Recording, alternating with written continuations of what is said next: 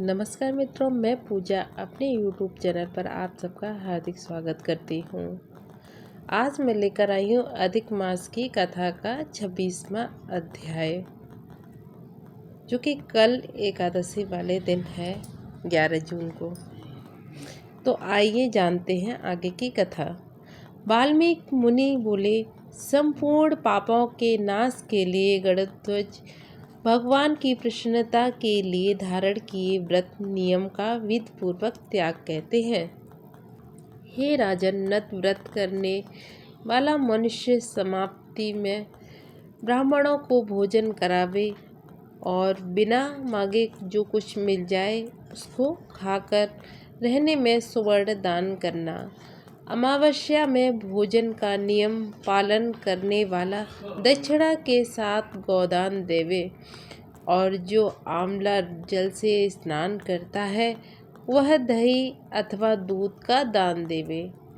हे राजन, फलों का नियम किया है तो फलों का दान करें, तेल का नियम किया है अर्थात तेल छोड़ा है तो समाप्ति में घृत दान करें, और घृत का नियम किया है तो दूध का दान करें। हे राजन, धान्यों के नियम में गेहूं और शाली चावल का दान करें। हे राजन, यदि पृथ्वी में शयन का नियम किया है तो रुई भरे हुए गद्दे और चांदनी के सहित अपने को सुख देने वाली तकिया आदि रखकर सैया का दान करें। वह मनुष्य भगवान को प्रिय होता है जो मनुष्य पत्र में भोजन करता है। वह ब्राह्मणों को भोजन करावे, घृत चीनी का दान करे। मौन व्रत में सुवर्ण के सहित घंटा और तिलों का दान करे। सपत्नीक ब्राह्मण को घृत युक्त पदार्थ से भोजन करावे। हे राजन, नख तथा केशों को धारण करने वाला बुद्धिमान दर्पण का दान करे। जूता का त्याग किया है तो जूता दान करें। लवण का त्याग में अनेक प्रकार के रसों का दान करें। दीप त्याग किया है तो पात्र सहित दीपक का दान करें। जो मनुष्य अधिक मास में भक्ति से नियमों का पालन करता है वह सर्वदा वैकुंठ में निवास करता है। तांबे के पात्र में घृत और सुवर्ण की बत्ती रखकर दीपक का दान करें। व्रत की पूर्ति के लिए फल मात्र का ही दान देवें। एकांत में वास करने वाला 8 घंटों का दान करें।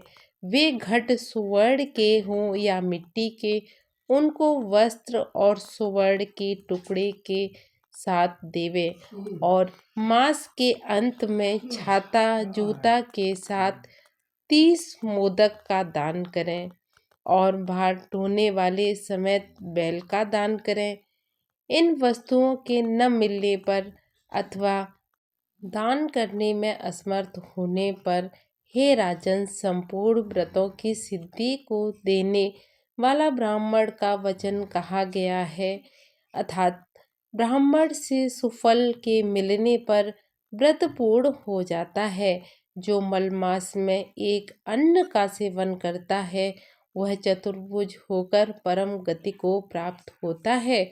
इस लोक में एकांत से बढ़कर दूसरा कोई भी पवित्र नहीं है। एक अन्न के सेवन से मुनि लोग सिद्ध होकर परम मोक्ष को प्राप्त हो गए। अधिक मास में जो मनुष्य रात्रि में भोजन करता है वह राजा होता है।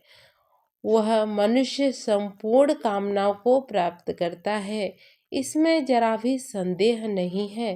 देवता लोग दिन में पूर्वांत में भोजन करते हैं और मुनि लोग मध्याह्न में भोजन करते हैं। में पितृगण भोजन करते हैं, इसीलिए अपने लिए भोजन का समय चतुर्प्रहर कहा गया है।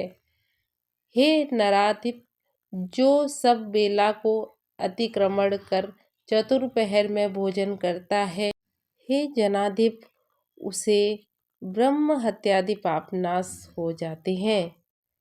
हे महीपाल, रात्रि में भोजन करने वाला समस्त पुण्यों से अधिक पुण्य फल का भागी होता है और वह मनुष्य प्रतिदिन अश्वमेध यज्ञ के करने का फल प्राप्त करता है।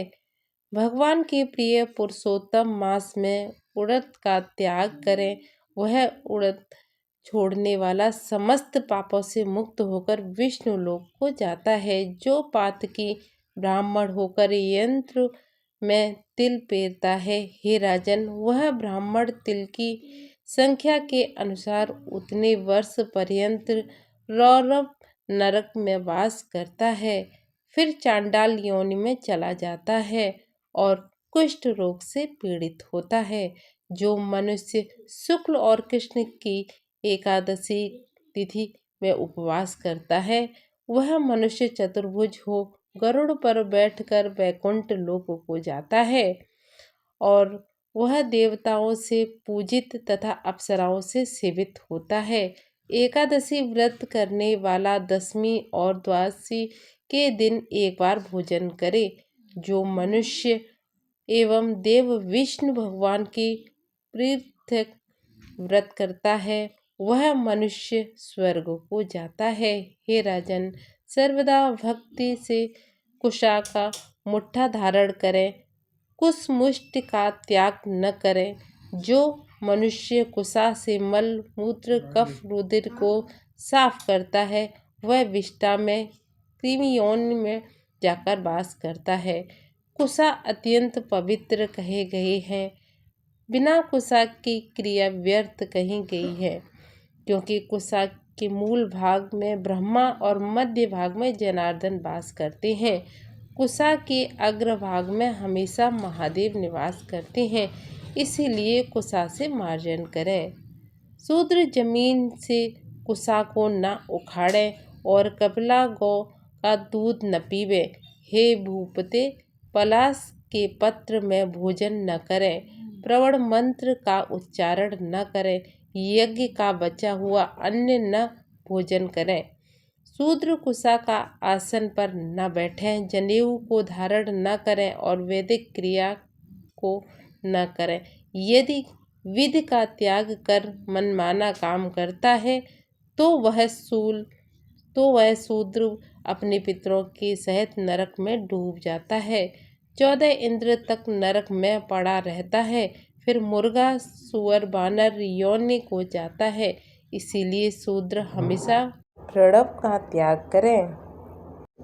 हे भूमि, शूद्र ब्राह्मणों को नमस्कार करने से नष्ट हो जाता है।